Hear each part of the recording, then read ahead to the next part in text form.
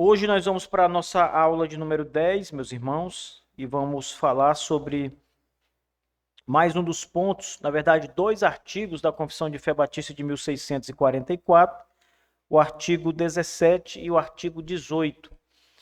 Nós já vimos Cristo como o mediador de Deus, o mediador entre Deus e os homens, e vimos o ofício que ele exerce como o profeta do povo de Deus. E agora vamos ver mais um ofício de Cristo, que é o ofício sacerdotal. Cristo como sendo também o sacerdote do povo de Deus. Então, vamos ler o artigo 17 e logo em seguida o artigo 18 e entrarmos aqui em alguns pontos que eu separei para a nossa discussão. Diz assim a confissão, ouçam com atenção.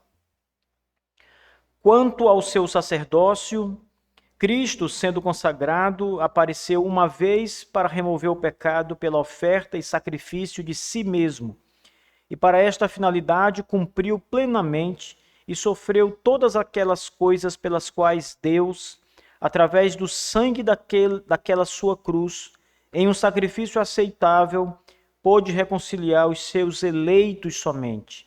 E tendo derrubado a parede de separação, e com isso abolido e removido todos os ritos, sombras e cerimônias, adentrou agora ao interior do véu, no Santo dos Santos, ou seja, nos próprios céus, a presença de Deus, onde ele vive para sempre e está sentado à direita da majestade, aparecendo diante da face de seu Pai para interceder por tais que vêm ao trono da graça por esse novo e vivo caminho.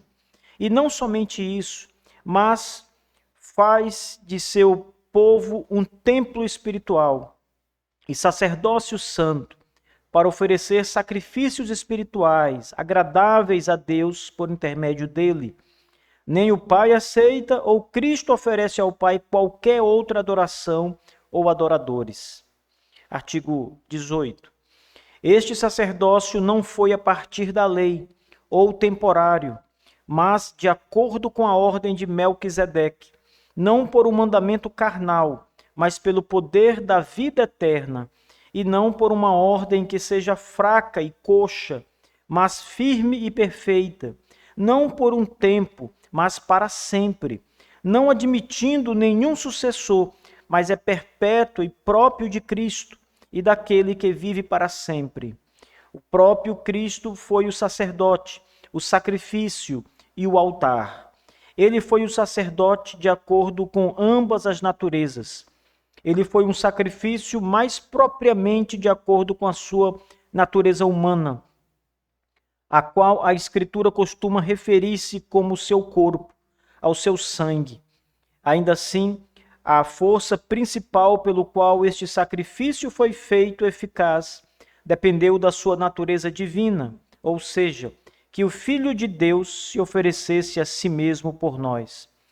Ele foi o altar propriamente de acordo com a sua natureza divina, pertencendo ao altar o sacrifício que é oferecido sobre ele, e por isso deve ser de maior dignidade, então, do que o próprio sacrifício. Amém. Olha, essas duas passagens da confissão, irmãos, são muito belas, são densas também, tem muito conteúdo aqui para tratar. Eu acho que, para ser honesto com vocês, nós deveríamos tomar esses artigos e trabalhar eles bem devagarinho, mas aí a gente não teria tempo para fazer isso nesse curso. Mas eu reuni alguns pontos principais, 6 pontos principais, para tratar com vocês acerca do que foi dito aqui nesses dois artigos da Confissão de Fé Batista de 1644. E eu quero lembrar a vocês que o tema principal desses dois artigos é o ofício sacerdotal de Cristo. Então vocês têm que olhar para Cristo agora, não como profeta, porque nós já vimos isso na outra aula, mas agora olhar para Cristo como sacerdote. E a figura do sacerdote na história bíblica é muito importante. Primeiro, porque você não poderia entrar na presença de Deus sem uma mediação, sem um sacerdote que fizesse isso. É por isso que Deus estabelece a família de Levi, os levitas, para que por meio daquela família, daquela casa, todos os sacerdotes eram daquela casa e por meio dela os homens pudessem adorar a Deus, cultuá-lo, trazer suas ofertas, e o sacerdote fazia a mediação no culto público a Deus. Então o adorador vinha com a sua oferta, que era um sacrifício geralmente, ou uma oferta da terra, e ele entregava essa oferta para o sacerdote recebia aquela oferta, e ele então fazia ou sacrifício, ou queimava a outra oferta, porque o próprio adorador não podia fazer isso. Ele não tinha autorização para ele mesmo fazer esse rito. Ele precisa aqui de alguém que faça por ele, mas precisa ser alguém autorizado pelo próprio Deus. E o sacerdote era exatamente essa figura. E nós aprendemos que agora Cristo ocupa esse lugar de sacerdote. Ele é o nosso sacerdote. Então, nós agora nos dirigimos não mais a um sacerdote humano, como na época do Antigo Testamento, mas a um sacerdote maior para sempre, diz a carta aos Hebreus, que é o nosso Senhor Jesus Cristo. Então, nós vamos aprender hoje sobre alguns pontos que estão relacionados a esse ofício de sacerdote que o Senhor Jesus ocupa.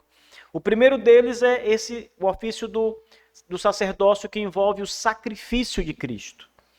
A Confissão de 1644 afirma que Jesus Cristo se ofereceu como como sacrifício único para remover o pecado, cumprindo plenamente o propósito de Deus ao reconciliar os eleitos através do seu sangue na cruz do Calvário.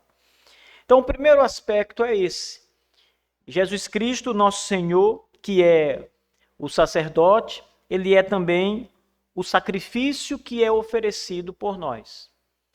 Então, lembrem que os adoradores da antiga aliança, eles traziam o sacrifício e entregavam para o sacerdote, e o sacerdote sacrificava o animal.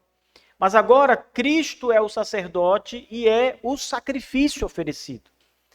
Ele não apenas faz a mediação como sacerdote, mas ele é o próprio sacrifício do povo de Deus, para o povo de Deus.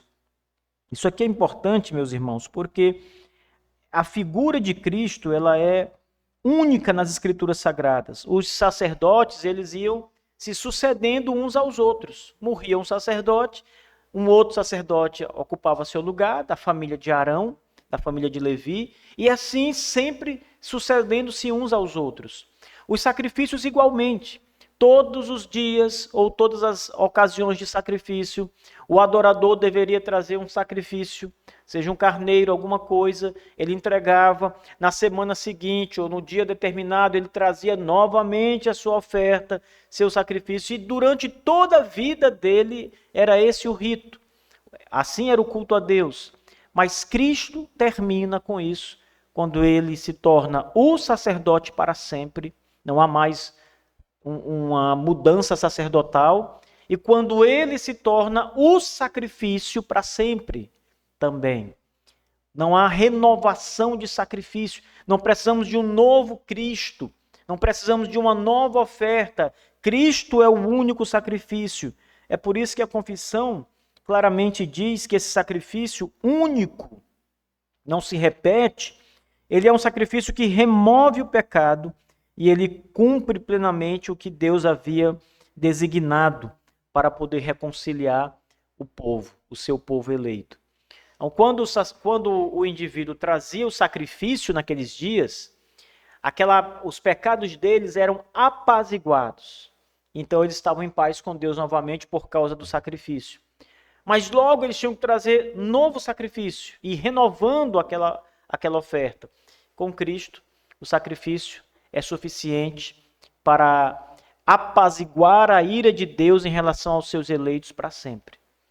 Então, Cristo é suficiente até mesmo nisso, irmãos. A centralidade do sacrifício de Cristo é enfatizada como o meio pelo qual o pecado é removido. Se Cristo não for o sacrifício, o pecado jamais é removido absolutamente. Ele tem que ser repetido. Parece que o pecado se renova Então, um novo sacrifício é necessário sempre. Mas com Cristo, irmãos, tudo isso é desnecessário. Este sacrifício de Cristo não é repetido, mas foi feito de uma vez por todas, conforme expresso em Hebreus 9, versículos 26 e 28. Diz: mas agora, na consumação dos séculos, uma vez por todas, se manifestou para aniquilar o pecado pelo sacrifício de si mesmo, oferecido uma vez para tirar o pecado de muitos. Então note que esse sacrifício do Senhor é único, suficiente, não se renova, ele é o único aceitável por Deus e o único suficiente para limpar os pecados para sempre. Isso significa, meus irmãos, que todos os nossos pecados, eles estão para sempre sobre esse sacrifício do nosso Senhor Jesus. Significa que quando você olhou para Cristo pela primeira vez, quando o seu coração foi mudado por Deus, pelo Espírito Santo, e você foi salvo, regenerado, alcançado pelo Evangelho, todos os seus pecados foram colocados sob Jesus, que já havia morrido há muito tempo, 2000 anos atrás. Mas todos os seus pecados foram colocados sobre ele. Você está limpo dos seus pecados. Se o sacrifício de Cristo não fosse único, se ele tivesse que ser renovado, você ia ter, a partir daquele momento, novos pecados que você ia cometer. Então Cristo teria que morrer de novo por você, e depois de novo por você. O sacrifício teria que ficar sendo renovado todas as vezes. Mas o autor da carta aos Hebreus diz que se manifestou o Senhor Jesus de uma vez por todas, para aniquilar o pecado pelo sacrifício de si mesmo, oferecido uma vez para tirar os pecados de muitos. Então, quando você creu no Senhor Jesus, os seus pecados até aquele momento foram perdoados, foram lançados sobre o sacrifício de Cristo. Mas todos os outros pecados, ao longo de toda a sua vida, já estão sob este sacrifício. Isso quer dizer que os pecados que você ainda vai cometer já estão pagos no Calvário, pelo nosso Senhor Jesus. O sangue de Jesus, esse sacrifício maravilhoso, ele é suficiente para os pecados de ontem, de hoje e de amanhã. Por todos os pecados. Se não fosse assim, você teria que se trazer novos sacrifícios sempre, por novos pecados que você sempre comete. Mas Cristo, quando veio morrer na cruz, como sacrifício para você, sacrifício para o seu povo eleito, ele veio de uma vez por todas, com um sacrifício que é poderoso para lavar todos os seus pecados até o fim. Ainda que você viva 100 anos de idade, eu vi uma mulher ontem e ela estava dizendo que já havia completado 103 anos. Então é possível você ter uma vida longa. Mas ainda que você viva uma vida longa como essa, e você vai pecar até o último dia de sua vida, todos os seus pecados já estão sob Jesus Cristo, sob o sacrifício do Filho de Deus. O segundo ponto é o fim dos ritos cerimoniais. Foram todos abolidos em Cristo. Ritos cerimoniais são as liturgias do Antigo Testamento. Por exemplo, não comer isso, pode comer isso, mas não pode comer isso, tem que se purificar disso e daquilo, tem os dias, etc. Cristo aboliu os ritos cerimoniais da lei. Com a sua morte, Jesus aboliu todos os ritos, sombras e cerimônias do Antigo Testamento, estabelecendo um novo caminho para a presença de Deus. Isto é, quando o nosso Senhor Jesus Cristo morreu na cruz do Calvário, ele removeu a necessidade dos ritos cerimoniais da lei mosaica, que eram apenas sombra que estavam por vir. Então, como eu disse, pensem novamente no sacrifício para vocês entenderem um rito aqui. O rito é você ter que trazer a oferta. Isso é um rito da lei. Era cobrado que os adoradores trouxessem a oferta. Havia muitos outros ritos na lei. Eu estou explicando isso porque eu acabei de falar sobre ele. Quando Cristo vem, ele abole esse rito, ou seja, ele caduca. O rito não precisa mais ser feito, você não precisa mais trazer sacrifícios. Porque todos os sacrifícios do Antigo Testamento eram uma sombra de Cristo. Eram como se fosse uma anunciação de Jesus. Era um tipo de Jesus Cristo.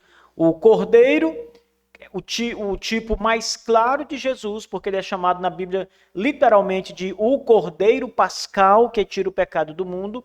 João Batista olha para ele e diz: eis o Cordeiro de Deus. Todas essas referências são ao Cordeiro que era sacrificado, que os adoradores levavam semanalmente, nos dias do culto a Deus, como suas ofertas. E agora, esse tipo de rito acabou, porque Cristo ao vir veio de uma vez por todas, então você não precisa ficar repetindo os ritos da antiga aliança. Você não precisa fazer as coisas que estão na lei de Moisés e eram ordenadas como cerimônias litúrgicas. Tudo isso acabou. Em Cristo tudo isso foi abolido, irmãos. O Senhor inaugura uma nova aliança com o seu povo. Na antiga aliança, estas coisas eram necessárias e eram cobradas do povo de Deus. É por isso que mesmo aqueles que tinham fé repetiam os ritos, porque os ritos não haviam sido ainda cancelados. Eles ainda tinham uma função, que era ensinar sobre Jesus Cristo, apontar sobre algo maior. Então eles ainda não haviam sido abolidos. Então se repetia aquilo, mas quando aquele que é aquele ao qual o símbolo representava vem ao mundo, que é Jesus, o símbolo perde totalmente a sua utilidade. Para que você quer um símbolo de algo se você já tem o real? Então, para que eu quero uma foto de um carro se eu já tenho um carro? O carro já está aqui, já chegou, não preciso mais ficar olhando para uma imagem, para uma fotografia, porque agora eu tenho o real. Ele já veio. Então, quando Cristo vem, o símbolo acaba. O símbolo perde o sentido. Ele é, então, abolido. E todos os ritos da antiga aliança, da lei mosaica, em relação às cerimônias e leis, são, então, abolidos do nosso Senhor Jesus Cristo. Paulo escreve aos Colossenses, no capítulo 2, versos 14 ao 17, e diz: havendo riscado a cédula que era contra nós para nas suas ordenanças, não toqueis, não proves, não manuseis, as quais todas perecem pelo uso. Então veja, Paulo diz aqui claramente que havia uma ordem da antiga aliança de coisas que nós podíamos fazer e não podíamos fazer em relação ao culto. Então veja como essa parte do livro de Colossenses explica muito isso, né? Cristo risca a cédula que era contra nós nas ordenanças. Não toque, não prove, não manuseis. Essas coisas, ele diz, todas perecem pelo uso. Então não há mais necessidade de cumprir aquelas ordenanças do Antigo Testamento, irmãos, porque Cristo já cumpriu tudo isso. A nova aliança em Cristo estabelece acesso direto a Deus sem a necessidade dos ritos antigos, conforme explicado no Novo Testamento. Mas o interessante é quando nós começamos a pensar sobre essa abolição das cerimônias do Antigo Testamento, a primeira coisa que vem na minha mente, por exemplo, irmãos, são muitas igrejas que continuam repetindo as cerimônias do Antigo Testamento. O que é, na verdade, uma volta ao passado. Veja, nós estamos, o Antigo Testamento ele vai caminhando do passado até chegar a Cristo. Quando chega a Cristo, todas essas coisas não têm mais sentido nenhum. Mas essas igrejas novas, elas estão em Cristo, estão voltando para as cerimônias do Antigo Testamento. Vocês notam que elas estão saindo do caminho que leva a Cristo e voltando para as sombras e para as leis, para as cerimônias? Você vai encontrar igrejas que carregam a Arca da Aliança. Elas entram no culto a Deus com pessoas carregando a arca da aliança. Está tudo errado, porque só os levitas podiam pegar na arca.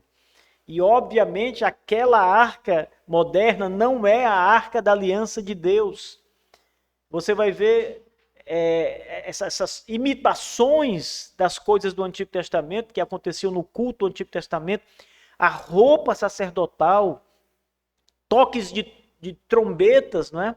Como faziam no Antigo Testamento, o shofar, que é aquela corneta de chifre de carneiro que eles sopravam. Você vai ver isso nas igrejas modernas. Uma volta ao Antigo Testamento. Eles estão deixando Cristo para trás, estão voltando para as antigas cerimônias que já foram abolidas, fazendo tudo que já foi abolido lá atrás. Quando, na verdade, temos que caminhar para frente, para Cristo. O culto do Novo Testamento tem uma característica diferente do culto do Antigo Testamento. O culto do Antigo Testamento ele era muito imagético. Ele tinha muita ação, digamos assim. O culto do Novo Testamento é simples, é rápido, é totalmente diferente. O culto do Antigo Testamento era cruento. O animal era morto, sangrava, havia odor, cheiro espalhado. O culto do Novo Testamento não tem nada disso. O culto do Antigo Testamento é totalmente diferente do culto. O culto do Novo Testamento totalmente diferente do culto do Antigo Testamento. Porque nós não estamos mais nessas cerimônias e sombras que já foram abolidas em Jesus Cristo, nosso Senhor. O terceiro tema importante que esses artigos tratam é sobre a intercessão de Cristo Jesus, uma intercessão eterna por nós, os seus eleitos. Então, a Confissão de Fé Batista de 1644 diz que Cristo entrou no Santo dos Santos, que é chamado na Confissão de o próprio céu, né? Isto é, o Santo dos Santos ali é de fato o céu, é a ascensão de Cristo, a subida de Cristo ao céu, sentado à direita de Deus Pai Todo-Poderoso. Então, a Confissão diz que Cristo subiu ao Santo dos Santos, os próprios céus, onde ele vive para sempre e intercede diante de Deus Pai por aqueles que se aproximam do trono da graça por meio dele. Isso aqui é interessante, irmãos, porque o sacerdote fazia esse papel. Quando você se dirigia até o sacerdote orava por você, intercedia por você. Eu não estou falando nesse mesmo sentido moderno, mas no sentido ordenado no Antigo Testamento, como uma função típica, porque apontava para Cristo. Então o sacerdote fazia tudo isso, mas o sacerdote humano não conseguia fazer intercessão eterna por você. Primeiro porque ele não era eterno. Segundo porque ele era homem, e como homem ele não conseguia ficar sequer acordado um dia todo. Ele tinha que descansar, ele tinha fraquezas, ele adoecia. Ele não conseguia interceder por você como Cristo intercede. Cristo intercede por você sem parar. Continuamente, diz a Escritura Sagrada. Sabe quando você, por exemplo, ora por um amigo seu que está passando por uma grande necessidade e você lembra deles, eu vou orar por essa pessoa, vou me dedicar a orar por ela. E você ora todos os dias por ela. Mas você ora 15 minutos, 20 minutos, e depois passa o tempo todo sem orar mais por ela. Você até ora por outras coisas, faz outras coisas, mas você dedica apenas esse tempo, todo dia, que já é uma virtude. 20 minutos, vou orar por essa pessoa. O sacerdócio de Cristo, irmãos, essa intercessão é contínua. É como se alguém estivesse orando por você sem parar. É como não, é assim. Ele intercede por nós sem parar, dia e noite, continuamente, eternamente. Que sacerdote humano pode fazer isso? Interceder por você assim. Você não consegue interceder pelos seus filhos desse jeito. Você não consegue interceder por si próprio. Você cansa de orar por você mesmo. Você cansa de orar pelas pessoas que você mais ama. Mas Cristo intercede por nós continuamente, sem parar. Ele não para descansar. Descansar um pouco aqui. Já orei muito pela irmã Silvana. Agora eu vou descansar um pouco. Amanhã eu volto a orar por ela. Não. Nós estamos sempre cobertos por essa oração do nosso Senhor nos céus. Ele intercede sem parar, continuamente por nós.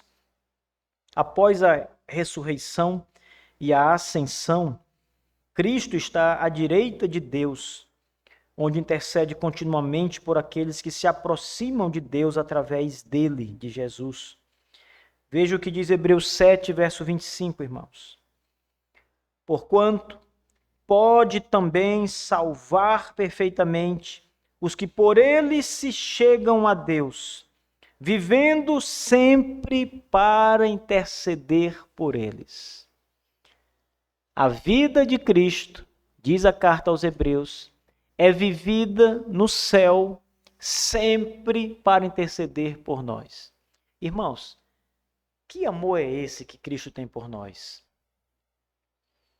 Ele vive para interceder por nós, diz o texto sagrado. Ele intercede continuamente, sem parar por nós diante de Deus. O Logos divino intercede pela igreja, por todos os seus eleitos. É importante destacar que essa intercessão de Jesus não é uma intercessão que é para toda a humanidade. Cristo não intercede por ninguém, senão unicamente pelos seus eleitos. Ele não ora por quem não é salvo. Ele não ora por nenhum que não seja eleito de Deus. Ele ora e intercede apenas por aqueles que foram lavados, comprados com o seu sangue, sangue precioso. É claro que a intercessão de Jesus não pode falhar, porque ele é Deus. Aquilo que Deus Filho pede, Deus Pai lhe dá. Então, se ele pedisse por um descrente, Deus lhe daria um descrente. Mas a Escritura nos ensina que ele intercede pelos eleitos apenas, pelo seu povo. É por isso que todo o seu povo está seguro debaixo da intercessão eterna do nosso Senhor Jesus Cristo. Vive para interceder por nós. A doutrina da intercessão de Cristo nos assegura, irmãos, que ele, como sumo sacerdote eterno, está sempre intercedendo por nós. Como eu disse, nós cansamos às vezes. Irmãos, mesmo nas situações que nós mais precisamos orar, nós cansamos, falhamos, não conseguimos. Mesmo às vezes quando você quer orar, a sua mente não funciona mais direito. Você está cansado. E ela não consegue mais concentração. Você não consegue mais colocar diante de Deus pedidos. Às vezes você está com sono. As pessoas às vezes estão adoentadas em quartos de hospital e tem alguém ali da família orando. E começa até bem, orando bem. Mas depois o corpo sente o cansaço. E é natural isso. Não é má vontade das pessoas. É que nós não somos como Cristo. Nenhum de nós pode interceder continuamente. Só Cristo pode, porque ele é Deus. E ele intercede por nós assim. Quarto, o sacerdócio espiritual de todos os crentes. Essa é uma doutrina maravilhosa, irmãos. Na nova aliança, todos os crentes têm acesso a Deus. Lembrem que o acesso a Deus na antiga aliança era sempre mediado por um homem, um sacerdote humano, falível, pecador. Mas era assim, era sob mediação. Mas na nova aliança, nós temos acesso direto a Deus por meio de Cristo Jesus, que é Deus, que é o Senhor homem, natureza humana, e é Deus porque tem a natureza divina. Então nós temos acesso direto a Deus agora, depois que o Senhor Jesus entregou sua vida no madeiro por nós. Aqui a nossa confissão assegura que Cristo faz de seu povo um templo espiritual, atenção, e um sacerdócio santo, capacitando-os a oferecer sacrifícios espirituais agradáveis a Deus por meio dele. Então, é por Cristo que nós temos acesso direto ao nosso Pai Celeste. É por isso que nós aprendemos, o próprio Jesus nos ensinou, que as nossas orações devem ser feitas em seu nome. Porque ele é o mediador. E através dele, nós temos acesso a Deus Pai. Você fala com Deus Pai quando ora, mas fala por intermédio de Cristo. Ele é o mediador dessa aliança. Ele é o seu mediador. Você tem acesso direto ao Todo-Poderoso, ao Altíssimo, mas é por meio do Filho amado Jesus. Os crentes, através de Cristo, são feitos sacerdotes espirituais, chamados a oferecer sacrifícios espirituais, como louvor, boas obras e serviço a Deus. Os sacrifícios mudaram, não é? Como nós tendo esse acesso direto a Deus, podemos levar nossos sacrifícios a Deus. Mas quais são os sacrifícios que nos são requeridos no Novo Testamento ou na Nova Aliança? Sacrifícios espirituais. A nossa vida, ela é colocada, diz o apóstolo Paulo, como um sacrifício vivo diante de Deus. E ela só é um sacrifício aceitável se ela estiver sendo vivida biblicamente, em santidade, em obediência a Cristo, em submissão ao Senhor, sua palavra, em retidão, uma vida piedosa. Esta é uma vida que é um sacrifício vivo a Deus, é um culto a Deus, e é assim que o Senhor Deus espera que nos achegamos a Ele. Quando praticamos boas obras, fazemos o bem por causa de Cristo Jesus, nós entregamos uma vida aos olhos de Deus que é aprovada por causa de Cristo, sempre por causa de Cristo. O apóstolo Pedro diz na sua primeira carta, capítulo 2, verso 5, veja: vós também, como pedras vivas, sois edificados casa espiritual, sacerdócio santo, para oferecer sacrifícios espirituais, agradáveis a Deus por Jesus Cristo. Perceba que você não consegue se aproximar de Deus à parte de Jesus. Mesmo se você tiver uma vida piedosa, santa, você precisa do mediador, Jesus, o nosso sacerdote, para que você se achegue diretamente ao Pai, por meio dele. É por ele é o caminho. Se não for por Cristo, irmãos, é impossível que nos acheguemos a Deus. E essa doutrina do sacerdócio de todos os crentes enfatiza que todos têm acesso direto a Deus e são chamados a servir e a adorar de maneira santa. Então, no Antigo Testamento, havia muitos sacerdotes que mediavam para o restante do povo.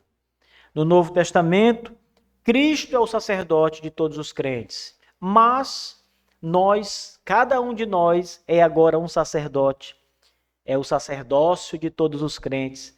E esse sacerdócio, ele é feito debaixo da autoridade do sacerdócio de Cristo Jesus. É como se nós fôssemos o sacerdote e Cristo o sumo sacerdote. Os sacerdotes estão debaixo da autoridade do sumo sacerdote. E tudo que nós fazemos é direcionado ao sumo sacerdote de nossas almas. E ele a Deus Pai, ao Senhor. Quinto, o sacerdócio perpétuo de Cristo. O sacerdócio de Cristo não é temporário ou baseado na lei, mas é eterno, porque ele é segundo a ordem de Melquisedeque. Não tem sucessores e é firme para sempre.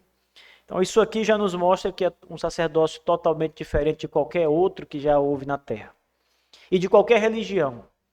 Porque todas as religiões, até mesmo o catolicismo romano, que o sumo pontífice, o Papa, o sumo sacerdote da Igreja Católica Romana, morre. Ele perece, tem que ser substituído. Em qualquer que seja a religião, os sacerdotes são perecíveis, irmãos. Eles precisam ser trocados, eles precisam ser substituídos, mas o sacerdócio de Cristo é perpétuo. Ele não é um sacerdócio temporário, vencido pelo tempo. Não vai chegar uma época em que Cristo não será mais sacerdote. Ele é um sacerdote para sempre. Sem troca, sem substituição, sem vencimento. Ele não é um sacerdote colocado sob a lei de Deus. Não há uma lei que estipula Cristo como sacerdote do povo de Deus. Ele é um sacerdote eterno.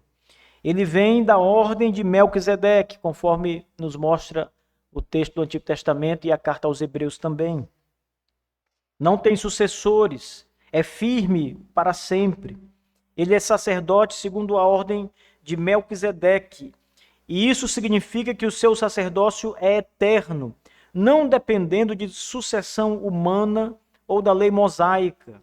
Hebreus 7, verso 17 diz: porque dele se testifica, isto é, de Cristo, tu és sacerdote eternamente, segundo a ordem de Melquisedeque. Melquisedeque é aquele que diz que não tem princípios de dias, não tem parentela, não tem começo nem fim. E o autor da carta aos Hebreus diz que Cristo é um sacerdote dessa mesma ordem, que não tem princípio, é eterno, uma ordem de sacerdotes eternos. O sacerdócio de Melquisedeque, sem início e sem fim, registrado nas Escrituras, aponta para a eternidade do sacerdócio de Cristo. Vocês lembram quando Abraão encontra Melquisedeque, lá em Gênesis? E Abraão dá o dízimo a Melquisedeque, porque ele é um sacerdote. Abraão então entrega o dízimo a ele, e lá é dito, lá em Hebreus também, que ele é um sacerdote que não tem começo nem fim, não tem origem de dias. Então, aquele sacerdote aponta para Cristo, o Senhor Jesus Cristo. Já era uma sombra, como a mesma coisa, o Cordeiro era uma sombra de Cristo, que morreria como Cristo morreu por nós. O sacerdócio de Melquisedeque era uma sombra do sacerdócio de Cristo, eterno. Perceba que Cristo está no Antigo Testamento como sacerdote também o tempo todo, nas sombras do Antigo Testamento, mas já sendo anunciado.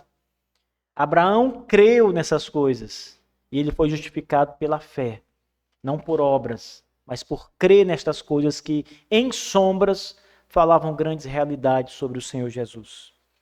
E, finalmente, meus irmãos, Cristo é o sacerdote, é o sacrifício e é o altar. Ele simultaneamente é o sacerdote, o sacrifício e o altar. O seu sacrifício foi eficaz por causa da sua natureza divina, onde ele, o Filho de Deus, se ofereceu a si mesmo por nós. A sua natureza humana, Jesus homem, morre na cruz do Calvário, literalmente. E a eficácia é porque Cristo, além de ser homem, é Deus pleno. Cristo desempenha múltiplas funções no processo da expiação. Isto é, primeiro, ele é o sacerdote que oferece. Aquele sacrifício dele, de Jesus, é oferecido por ele. Ele oferece a si mesmo como sacrifício ao Senhor. Não há um sacerdote que vai oferecer Cristo como sacrifício a Deus Pai. Ele é o sacerdote que oferece a si mesmo como sacrifício diante de Deus. Então ele é o próprio sacrifício oferecido. E o sacrifício era colocado sobre um altar. E a Bíblia diz que o altar é mais sagrado do que o sacrifício. E Cristo também é o altar que recebe o sacrifício. Então ele é o sacerdote que oferece, ele é o sacrifício oferecido e ele é o altar onde o sacrifício é colocado. Isso é o ponto em que os artigos da Confissão de Fé Batista nos apresentam e que as Escrituras claramente também nos falam. Veja, irmãos, Hebreus 4, verso 14, aponta Cristo como sumo sacerdote. Aspas, diz assim: tendo, pois, um grande sumo sacerdote, Jesus Cristo, Filho de Deus. Então, ele é o sacerdote do povo de Deus. Na carta de Paulo aos Efésios, capítulo 5, verso 2, Cristo agora é o sacrifício, veja. E ainda em amor, como também Cristo vos amou e se entregou a si mesmo por nós, em oferta e sacrifício a Deus, com cheiro suave. E em João 10, 18, o Senhor diz: ninguém me tira de mim, mas eu de mim mesmo a dou. Tenho poder para dar e poder para tornar a tomá-la. E essa doutrina da mediação de Cristo sustenta que ele, em suas duas naturezas, homem e Deus, natureza divina e natureza humana, é o perfeito mediador que realiza a obra da redenção em todas as suas dimensões imagináveis. o nosso Senhor Jesus Cristo. Então, ele é, como vimos antes, o profeta do povo de Deus. E agora estamos vendo que ele é também o sacerdote do povo de Deus.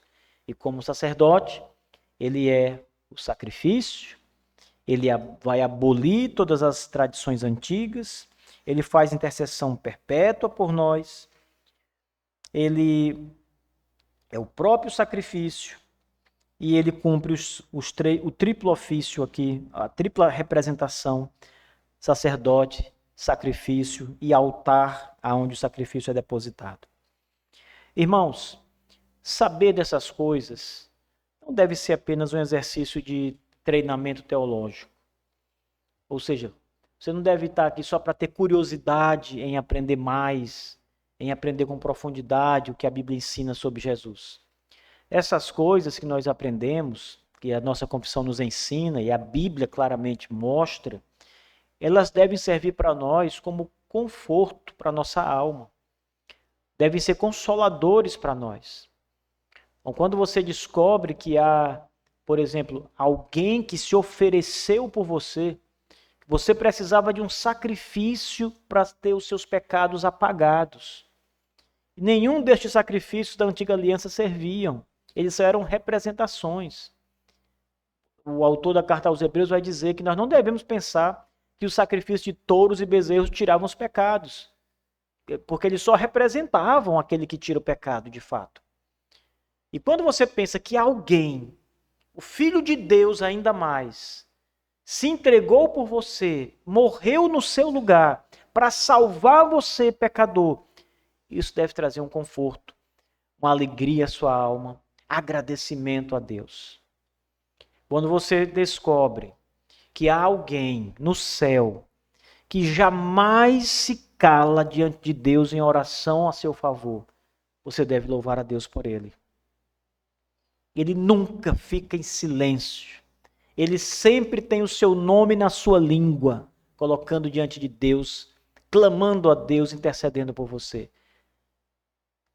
Às vezes alguém ora por nós e alguém diz, olha, queria que você soubesse que eu estou orando por você. E você diz, olha, muito obrigado por orar por mim, continue orando por mim.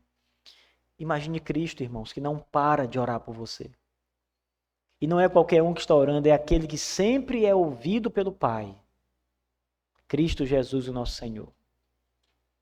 Então, aprender sobre o sacerdócio de Cristo deve encher o nosso coração de gozo, de alegria. É bom saber que há alguém no céu por nós, que intercede, que envia os seus anjos ao nosso favor, que está do nosso lado, que nos ama de verdade. É bom saber disso. Isso deve trazer alegria profunda para nós, deve nos fazer meditar com profundidade nessas grandes verdades do Evangelho. Agradecer constantemente a Jesus Cristo pelo seu tão grande amor por nós. Porque ele faz tudo isso porque nos ama. Se Cristo não se importasse com você, ou se ele não amasse você, ele ia orar por você? Ele se entregaria por você? Ele morreria por você? Ele não faria isso. Mas ele fez porque ele nos ama. Inclusive na Bíblia é dito que esta é a maior prova de amor. Alguém entregar a sua vida pelos seus amigos. E foi o que ele fez por nós. Então que essa doutrina sirva para nos aproximar mais de Cristo com amor, com gratidão e com alegria. É assim que devemos chegar diante dele. Amém. Vamos orar mais uma vez e encerrar esse estudo dessa noite. Poderoso Deus e Pai, obrigado, Senhor, porque mais uma vez o Senhor permitiu que nos encontrássemos aqui para meditar sobre Jesus, o Senhor e Salvador, o nosso sacerdote, segundo a ordem de Melquisedeque, sacerdote eterno, cuja intercessão é eterna por nós. Sacerdote que nos ama, ofereceu-se a si mesmo em nosso lugar, como uma oferta, Senhor Deus, ao seu Pai Celeste, ao Deus Trino, para a remoção do nosso pecado e para a nossa salvação maravilhosa. Senhor Deus, muito obrigado por nos dar Jesus, o teu Filho e o nosso Senhor. Muito obrigado, Senhor Deus, pelo sacrifício perfeito do Filho de Deus em nosso lugar. Sacrifício valoroso de Jesus, grandioso. Que o Senhor seja louvado para sempre. De geração em geração, o nome do Senhor seja exaltado. Que o Senhor seja exaltado em nossa casa, no meio de nossa família, por nós e nossos filhos, que venhamos a servir a Deus com toda alegria. Em nome de Jesus. Amém. Ok, meus irmãos, 2 minutinhos, se alguém quiser beber, aproveite. E aí vamos ter o nosso momento de oração.